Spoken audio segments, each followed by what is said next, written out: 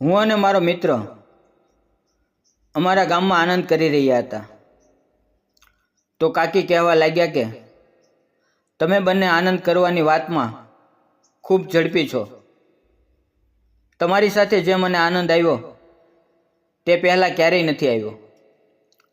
તો મેં કાકીને કહ્યું કે કાકી, તમે પણ મશ્કરી કરવામાં કાંઈ ઓછા નથી. કાકી બોલ્યા, શું કરું બેટા? મારા લગ્નને ફક્ત 2 મહિના થયા હતા અને મારા પતિ મને આ હાલતમાં છોડીને ચાલ્યા ગયા. ત્યારથી મેં ક્યારેય પણ મન મૂકીને આનંદ કર્યો નથી. હું ખૂબ જ હેરાન થઈ રહી હતી. સારું કર્યું કે મને તમારી સાથે ભરપૂર આનંદ કરવાનો આજે મોકો મળી ગયો.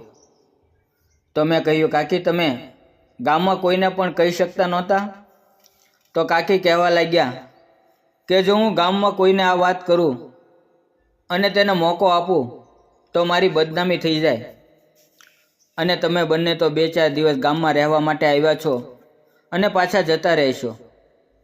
એટલે મારું કામ પણ થઈ ગયું અને કોઈને ખબર પણ નહીં પડે.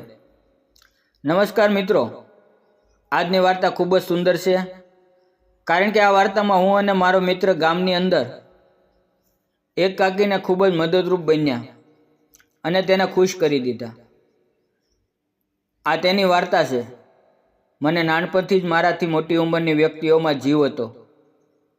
હું જ્યારે પણ સુંદર માણસોને જોતો તો મને ઢોલક વગાડવાનું મન થઈ જતું અને હું મારા હાથમાં ઢોલક વગાડવાની લાકડી લઈને તૈયાર થઈ જતો.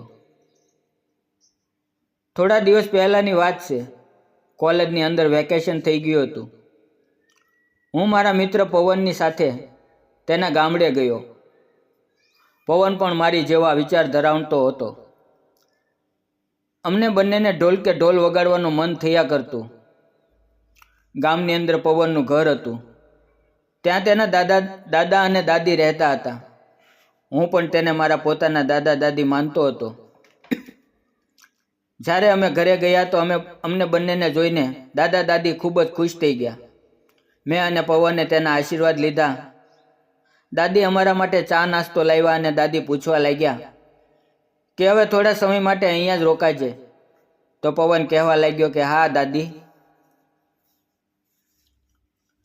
પહેલી વાર જ્યારે આવ્યો હતો ત્યારે હું પૂરેપૂરું ગામ પણ નહોતો જોઈ શક્યો, પણ આ વખતે હું ઘણા દિવસ રોકાવાનો છું. તો દાદાએ કહ્યું કે તમે બંને આરામથી રહો અને ખૂબ જ મોજ મસ્તી કરો. નાસ્તો કર્યા પછી હું અને પવન ગામમાં ફરવા માટે નીકળી ગયા. દાદાએ કહ્યું કે સાંજ પહેલાં ઘરે પાછા આવી જજો. મેં રસ્તામાં પવનને પૂછ્યું કે દાદાએ આપણને સાંજ પહેલાં પાછા આવવાનું શા માટે કહ્યું? તો પવન કહેવા લાગ્યો કે તે ખૂબ જ મોટી વાત છે. તો મેં કહ્યું, તું મને જણાવ. પવન કહેવા લાગ્યો કે 10 વર્ષ પહેલાંની વાત છે. આ ગામની અંદર એક સરિતા નામની ખૂબ જ ખૂબસૂરત છોકરી રહેતી હતી અને તે વખતે ગામનો જે સરપંચ હતા તે ખૂબ જ હલકટ હતા. તેની પાસે ખૂબ જ માલ મિલકત હતી. ગામના બધા માણસો તેનાથી ડરતા હતા. એને એક ગંદી આદત એ હતી કે જો તેની નજરે કોઈ ખૂબસૂરત જવાન છોકરી આવી જાય તો તેને વાડીએ લઈ જતો અને તે તેની સાથે તે બધું કરતો. અને જો છોકરી ના પાડે તો સરપંચ તેના પિતાને પૈસા આપીને તેનો સોદો કરતો અને ગામના ગરીબ ખેડૂતો પૈસા લઈ લેતા અને જ્યારે કોઈ આદમી રૂપિયા પાછા ન આપી શકે તો તે તેની છોકરી સાથે એવું કરતો. આવું સરિતાની સાથે પણ થયું હતું. એક દિવસ સરિતા તેના પિતાના ખેતરમાં ભાત દેવા જઈ રહી હતી ત્યારે સરપંચે તેને જોઈ. સરિતા ખૂબ જ સુંદર હતી અને તેને જોઈને કોઈનું પણ મન ભટકવા લાગતું. બીજે દિવસે સરિતાના બાપુને સરપંચે બોલાવ્યા અને તેને કહેવા લાગ્યો કે દાદુ, તમે મોટો કામ ધંધો શરૂ કરો. તો સરિતાના પિતાજી કહેવા લાગ્યા કે સરપંચ સાહેબ, મારી પાસે એટલા બધા પૈસા નથી કે હું મોટો ધંધો શરૂ કરું. તો સરપંચે કહ્યું કે એમાં ક્યાં મોટી વાત છે. થોડાક પૈસા મારી પાસેથી ઉધાર લઈ જાઓ અને જ્યારે તમારો ધંધો વ્યવસ્થિત ચાલવા લાગે ત્યારે પાછા આપી દેજો. સરિતાના બાપુજી લાલચમાં આવી ગયા અને તેણે સરપંચ પાસેથી પૈસા ઉધાર લીધા. 10-12 દિવસ પછી સરપંચ સરિતાના ઘરે ગયો. ત્યારે સરિતા ઘરે એકલી હતી. સરપંચને જોઈને તે ખાટલો પાથર્યો. સરપંચે બેસતા બેસતા પૂછ્યું કે તારા બાપુજી ક્યાં છે? તો સરિતાએ કહ્યું કે બાપુજી મારા માની સાથે ખરીદી કરવા બજારમાં ગયા છે. હવે સરપંચને ખબર પડી કે સરિતા ઘરે એકલી છે. તો સરપંચે કહ્યું મારી સાથે રૂમમાં આવ, મારે તારું કામ છે. સરિતા અંદર ગઈ. ત્યારે અચાનક સરપંચે અંદરથી દરવાજો બંધ કરી દીધો. થોડી વાર પછી તે બહાર આવ્યો અને સરપંચ તેને ધમકાવવા લાગ્યો કે જો તે કોઈને બતાવ્યું છે તો હું તારા માતા પિતાને છોડીશ નહીં. આટલું કહીને તે જતો રહ્યો. બીજે દિવસે ખબર પડી કે સરિતા મૃત્યુ પામી છે. થોડા દિવસ પછી સરિતાની આત્મા સરપંચનો પણ જીવ લઈ લીધો. એટલા માટે દાદાજી આપણને કહી રહ્યા હતા કે સાંજ પડે એટલે ઘરે આવી જજો, કારણ કે સાંજ પડ્યા પછી સરિતાની આત્મા આખા ગામમાં ફરે છે અને ઘણા બધા લોકોને પરેશાન કરે છે. થોડી વાર પછી અમે ઘરે પાછા આવી ગયા. સવારે જાગીને અમે બંને ખેતર તરફ ફરવા માટે નીકળી ગયા. સવારનું વાતાવરણ ખૂબ જ સુંદર હતું. જ્યારે અમે ખેતર તરફ જઈ રહ્યા ત્યારે અમારી આગળ એક કાકી પણ ચાલી રહ્યા હતા.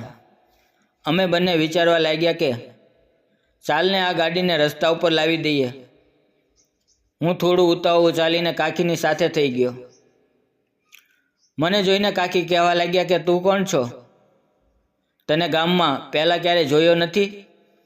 તો મેં કહ્યું કાકી હું શહેરમાંથી આવું છું અને અહીંયા દાદા દાદીની સાથે રહું છું. તો કાકી કહેવા લાગ્યો કે પિકનિક કરવા માટે આવ્યા છો? મેં કહ્યું હા.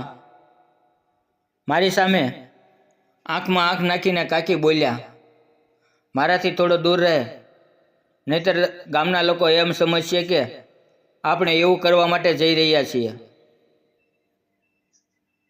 આટલું કહીને તે મારી સામે હસવા લાગ્યા.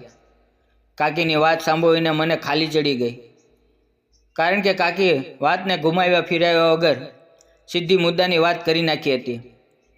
તો મેં કહ્યું કે કાકી તમે મને જાણતા પણ નથી અને તમને મને બમ્પર ઓફર આપી રહ્યા છો. તો કાકીએ કહ્યું કે હવે ગામડાના લોકો પણ એડવાન્સ થઈ ગયા છે અને આ બધું તો આમ જ ચાલ્યા રાખે છે. અને આમ પણ મને લાગે છે કે તને મોટામાં વધારે રસ હશે. તો મેં કહ્યું કાકી તમને કેમ ખબર પડી? મેં પણ મારા દોસ્તને ઇશારો કરીને બોલાવી લીધો. તે પણ અમારી સાથે ચાલવા લાગ્યો. તો કાકીએ કહ્યું કે તો તમે બંને ફરવા માટે આવ્યા છો? તો મેં કહ્યું કે ફરવાનું તો બહાનું છે, અમે તો અહીંયા ઢોલ વગાડવા માટે આવ્યા છીએ. તો કાકી હસીને કહેવા લાગ્યા એમ વાત છે, તમારે ઢોલ વગાડવો છે? કાકી કહેવા લાગ્યા કે ઢોલ વગાડવો એટલો સહેલો નથી. તેની માટે ખૂબ જ તાકાત લગાવવી પડે છે અને ખૂબ જ મહેનત કરવી પડે છે. તો મેં કાકીને કહ્યું કે જો તમને વિશ્વાસ ન હોય તો ઢોલ વગાડવાનો મોકો આપીને જુઓ. મેં આજુબાજુ નજર કરી તો ચારે તરફ જંગલ જ હતું. તો આંટી કહેવા લાગ્યા જો તમારે ઢોલ વગાડવો હોય તો તમે બંને તૈયાર થઈ જાઓ. આટલું કહીને આંટી જમીન પર સૂઈ ગયા. મેં મારા મિત્ર તરફ જોઈને કહ્યું અરે યાર, દુનિયા એટલી આગળ વધી ગઈ છે અને આપણે હજી શું કરીએ છીએ? તો કાકી કહેવા લાગ્યા ખોટો સમય બરબાદ ન કરો. જો તમારે ઢોલ વગાડવો હોય તો જલ્દી ઢોલ વગાડવાનું શરૂ કરો. જ્યારે હું ઢોલ વગાડવાની શરૂઆત કરી રહ્યો હતો અને હું નીચે બેઠો અને મારી નજર કાકીના પગ તરફ ગઈ અને તેને જોઈને મારા પગ નીચેથી જમીન સરકી ગઈ, કારણ કે કાકીના બંને પગ ઉલટા હતા. અમારા બંનેની હવા ટાઈટ થઈ ગઈ. ઢોલની દાંડી હાથમાં લઈને અમે બંને ઘર તરફ દોડવા લાગ્યા. દોડતા દોડતા મેં પવનને કહ્યું અરે યાર પવન, શું તે સરિતા હતી? તો પવને કહ્યું હા, જરૂર એ સરિતા જ હશે. ફટાફટ અમે ઘરે આવ્યા અને અમારો સામાન પેક કરીને જલ્દીથી અમે શહેરમાં આવી ગયા. મિત્રો, વિડીયો પસંદ આવ્યો હોય તો વિડીયોને લાઇક અને ચેનલને સબસ્ક્રાઈબ જરૂર કરજો. ફરી મળશું નવા વિડીયોમાં, ત્યાં સુધી આવજો. વિડીયોમાં આવેલા નામ, પાત્ર અને ઘટના ફક્ત કાલ્પનિક હતા. તેનો કોઈ પણ વ્યક્તિ સાથે સંબંધ નથી.